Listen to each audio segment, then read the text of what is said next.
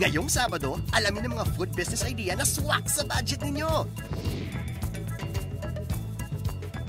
Best-selling hope sa Taguig, ibubunyag na namin ng secret recipe. Kabuhayang swak na swak.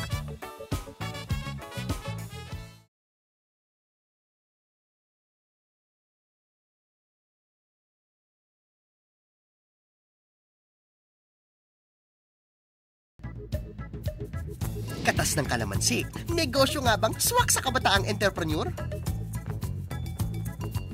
Pansit Malabon ni Aling Auring, kabuhayang nagtagumpay mula sa sariling sikap.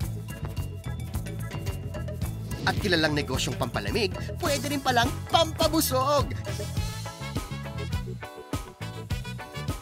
Kabuhayang swak na swak. Ngayong linggo,